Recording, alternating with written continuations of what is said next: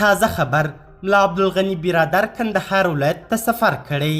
په دغه ولایت کې د پولیسو د روزنیزو مرکزونو څخه لیدنه کړې او خپلو ځواکونو ته یې وینا هم کړې.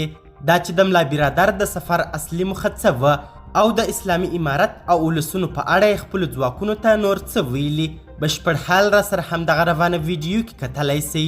سلامونه قدرمنو لیدونکو، زموږ مشال پریس یوټیوب چینل ته ښه راغلاست. ملا برادر په جنوب لویدیځ کې د پولیسو له روزنیز مرکزه لیدنه وکړه. د افغانستان اسلامي امارت د لومړي وزیر د اقتصادي چارو مرستیال ملا عبدالغني برادر کندهار ولایت ته د خپل سفر پر مهال د هیواد په جنوب لویدیځ کې د ملي او اسلامي پولیسو له روزنیز مرکزه لیدنه کړې ده. ملا عبدالغني برادر په دې اړه جوړو سوو مراسمو ته په وینا کې ویلي چې اوسنی نظام د شهیدانو د پاکو وینو پر برکت رامنځته او د کفارو له اشغال څخه خلاص سو. اوس بشپړ حاکمیت د اسلامي امارت له ځواکونو سره دی. نوموړي زیاته کړې لکه څنګه چې د کفارو په مقابل کې جنگ فرض و، دغه ډول د دغه نظام ساتنه هم فرض ده.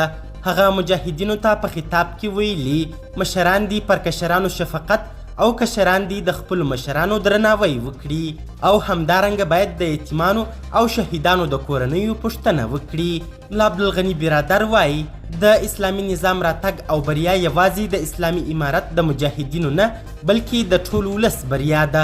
همدغه ولس و چې د اسلامي نظام د راتګ لپاره هر ډول ستونزې او کړاوونه وګالل.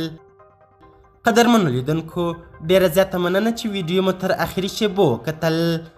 د لا زیاتو او نور لحظه پر لحظه خبري معلوماتو لپاره زموږ همدغه مشال پریس یوټیوب چینل سبسکرایب کړئ.